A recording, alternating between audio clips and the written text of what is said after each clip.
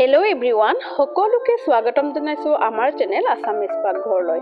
আজি মই খুব সহজ পদ্ধতিৰে বনোৱা ভেজ পোলাও ৰেচিপি এটা আপোনালোকৰ ওচৰলৈ লৈ আহিছোঁ। কেৰাহীত বনোৱা ভেজ পোলাও, মাত্ৰ 8 মিনিটতে সহজতে পটককৈ বনাই ল'ব পৰা ভেজ পোলাও। আৰু এই পোলাওত মই আজি কোনো ধৰণৰ মাংস ইউজ কৰা নাই, কেৱল পাচলিৰে বনাইছোঁ। খাবলৈ বহুতেই সোৱাদ হয়, বহুত টেষ্টি হয়। ৰাতিপুৱা ব্ৰেকফাষ্টত এনেকুৱাকৈ ভেজ পোলাও বনালে খাবলৈ বহুত বেছি ভাল লাগে। আৰু এই পোলাও ৰেচিপিটো মইনো কেনেকুৱাকৈ বনালোঁ ব'লক চাই লওঁ। আৰু যিসকল ভিউৱাৰ্ছে এতিয়ালৈকে মোৰ আছামিজ পাকঘৰ চেনেলটো ছাবস্ক্ৰাইব কৰি লোৱা নাই, প্লিজ সকলোৱে ছাবস্ক্ৰাইব কৰিব। আৰু যদি ফেচবুকৰ পৰা চাই আছে তেন্তে মোৰ ফেচবুক পেজটো ফ'ল' কৰি ল'ব। পোলাওৰ এই ৰেচিপিটো বনাবলৈ মই লৈ ল'লোঁ এবিধমান পাচলি। গোটেই পাচলিখিনি মই একে সমানকৈ লৈছোঁ। বন্ধাকবি লৈ ল'লোঁ, সৰু সৰুকৈ কাটি লৈছোঁ মই। আৰু কেপচিকামো মই একে চাইজতে কাটি লৈছোঁ, আৰু গাজৰো কাটি লৈছোঁ। আৰু এইফালে ব্ৰকলিও কাটি লৈছোঁ, আৰু লৈ ল'লোঁ অলপ মটৰ। আৰু লৈ লৈছোঁ 3টা পিঁয়াজ মিহি মিহিকৈ পাতল পাতলকৈ কাটি ল'লোঁ। 2 খিলা তেজপাত মই 4 ডোখৰ কৰি লৈছোঁ, আৰু এডোখৰ আদা। চেনি লৈ লৈছোঁ 1 চামুচ, গোটা জিৰা 1 চামুচ, এলাচি লৈ লৈছোঁ মই 4টা, আৰু ডালচেনি লৈ লৈছোঁ 6 ডোখৰ, আৰু লঙো লৈ লৈছোঁ 4টা, আৰু জালুক লৈ লৈছোঁ কেইটামান। আৰু নাৰিকলখিনি মই এয়া দীঘলীয়াকৈ সৰু সৰু ডোখৰ কৰি লৈছোঁ। আৰু এইফালে মই লৈ ল'লোঁ 1 কেজি চাউল, জহা চাউল। চাউলখিনি মই ভালদৰে ধুই ল'ম।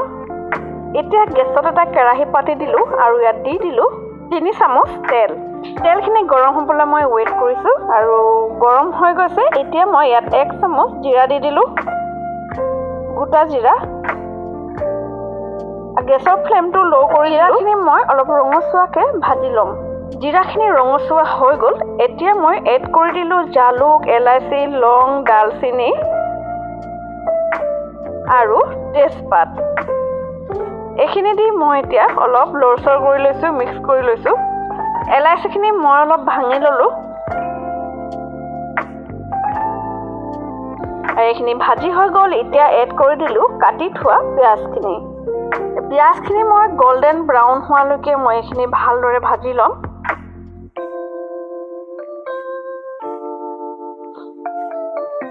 কিছু দেৰি ভজাৰ পিছত মই আদা পেষ্ট 1 চামুচ এড কৰি দিলোঁ। এইখিনি মই ভালদৰে ভাজি আছোঁ, প্ৰায় 2-3 মিনিট সময়লৈকে মই এইখিনি ভালদৰে ভাজি ল'ম। মোৰ নিচিনাকৈ এনেকুৱাকৈ কোনে ভেজ পোলাও বনাই কমেণ্টত জনাবচোন। আৰু এয়া অলপ কালাৰটো চেঞ্জ হৈ আহিছে। এতিয়া মই এড কৰি দিলোঁ কাটি থোৱা নাৰিকলখিনি দি মই আকৌ ভালদৰে ভাজি থাকিম। পিঁয়াজৰ কালাৰটো যেতিয়ালৈকে আৰু অলপ ৰঙচুৱা হৈ নাযায় তেতিয়ালৈকে মই এইখিনি ভালদৰে ভাজি থাকিম।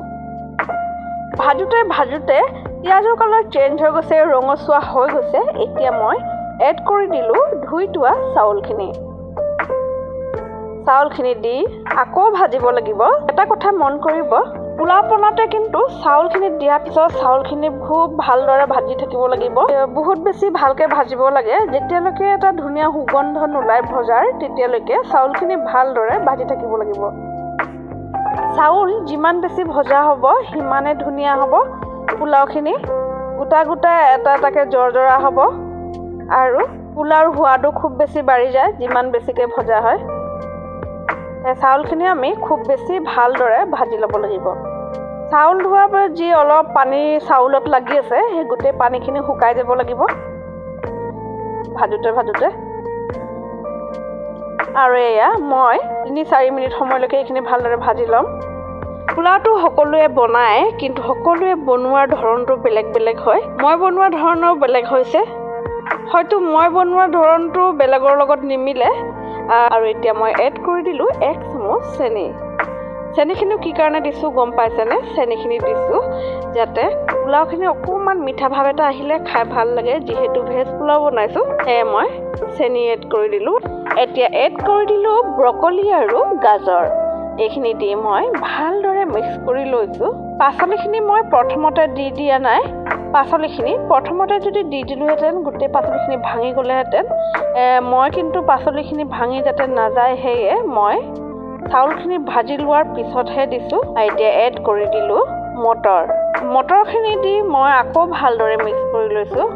ঠাণ্ডাকালি ৰাতিপুৱা ব্ৰেকফাষ্টত মই প্ৰায় এনেকুৱাকৈ পোলাও বনাওঁ, খাই আমাৰ ঘৰত সকলোৱে ভাল পায়। আপোনালোকে মই বনোৱা ধৰণে এনেকুৱাকৈ এবাৰ হ'লেও পোলাও বনাই খাই চাব, সঁচাকৈ ভাল লাগে খাই, ভাল পাব। পোলাওখিনি দেখিছেনে কিমান ধুনীয়া হৈছে কালাৰ, দেখিবলৈ দেখি খাওঁ খাওঁ যেন লাগিছেনে? চাউলখিনি ভাজি থাকোঁতে খুব ধুনীয়া এটা গোন্ধ ওলাইছে, ভাল লাগিছে। জহা চাউল যিহেতু দিছোঁ মই। এতিয়া এড কৰি দিলোঁ কেপচিকাম আৰু বন্ধাকবি। এইকেইটা মই আগতীয়াকৈ দি দিয়া নাই, যিহেতু এইখিনি খুব কম সময় লাগে সিজিবলৈ আৰু বেছিকৈ ভাজি থাকিলে এইখিনি গলি যাব। সেয়ে মই একেবাৰে শেষত বন্ধাকবি আৰু কেপচিকাম এড কৰি দিলোঁ। পাচলিখিনি দি মই ভালদৰে ভাজি আছোঁ। আৰু যিমানে আমি চাউলখিনি ভাজিম আৰু পাচলিখিনি ভাজিম, পোলাওৰ টেষ্ট সিমানে বেছি বাঢ়িব। সেয়ে যিমান পাৰে আপোনালোকে বেছিকৈ ভাজিব। এতিয়া এড কৰি দিলোঁ সোৱাদ অনুসৰি নিমখ আৰু এড কৰি দিলোঁ আধা চামুচ জিৰা পাউডাৰ, আধা চামুচ গৰম মছলা পাউডাৰ। এইকেইটা নিদিলে একো কথা নাই, স্কিপ কৰিব পাৰে, কিন্তু মই দিলোঁ যিহেতু পোলাওৰ চেণ্টটো অকণমান বেছি ভাল হ'ব। সেয়ে মই জিৰা আৰু গৰম মছলা অকণমান এড কৰি দিলোঁ। দি মই এতিয়া ভালদৰে মিক্স কৰি লৈছোঁ।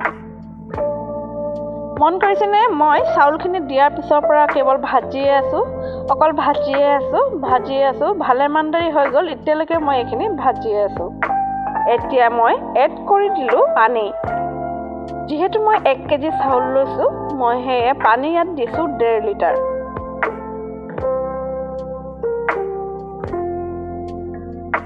এতিয়া ভালদৰে মিক্স কৰি মই এখন ঢাকনেৰে ঢাকি দিলোঁ। গেছৰ ফ্লেমটো হাই কৰি থৈছোঁ। মাজতে এবাৰ ঢাকনি উদঙাই মই এবাৰ লৰাই দিছিলোঁ। যিহেতু পানীখিনি শুকোৱা নাছিলে, মই আকৌ ঢাকি থলোঁ। আৰু এয়া কিছুদিনৰ পিছত উদঙাই দেখিছোঁ, এয়া আমাৰ পোলাওখিনি হৈ আহিছে। এতিয়াও যিহেতু পানী আছে, মই অলপ লৰচৰ কৰি দিছোঁ যাতে চাৰিওফালে চাউলখিনি ধুনীয়াকৈ সিজি যায়। লৰচৰ কৰি হৈ গৈছে। এতিয়া মই আকৌ কিছু সময়ৰ বাবে ঢাকি থৈ দিম যাতে পোলাওখিনি ধুনীয়াকৈ সিজি যায়। গেছৰ ফ্লেমটো একেবাৰে ল' কৰি মই প্ৰায় 5 মিনিটমান সময় ঢাকন মাৰি ৰাখি থলোঁ। আৰু 5 মিনিট সময় হৈ যোৱাৰ পিছত মই ঢাকনি উদঙাই দিছোঁ আৰু দেখিছোঁ আমাৰ পোলাওখিনি ৰেডি হৈ গৈছে। একদম পাৰফেক্ট পোলাও, একেবাৰে জৰা ধুনীয়া। ৱাও, জহা পোলাওৰ কি ধুনীয়া এটা গোন্ধ ওলাইছে। পাচলিখিনি দিয়াৰ বাবে পোলাওখিনি দেখিবলৈও কিমান ধুনীয়া হৈছে। এয়া অলপ মিক্স কৰি আপোনালোকক দেখুৱাই আছোঁ। কিমান ধুনীয়া জৰা হৈছে, দেখিছেনে? বেছি সময় ধৰি মই ভাজি থকাৰ বাবে পোলাওখিনি দেখিছেনে কিমান ধুনীয়া জৰা হৈছে, এটা গোটাকৈ হৈছে। আৰু এয়া এখন বাচনত ওলাই মই আপোনালোকক দেখুৱাই আছোঁ। আৰু আশা কৰিছোঁ ভিডিঅ'টো চাই ভাল পালে, আৰু যদি ভাল পাইছে শ্বেয়াৰ কৰিব। আজিলৈ ইমানতে সামৰিছোঁ, আকৌ নেক্সট ভিডিঅ'ত লগ পাম। ধন্যবাদ।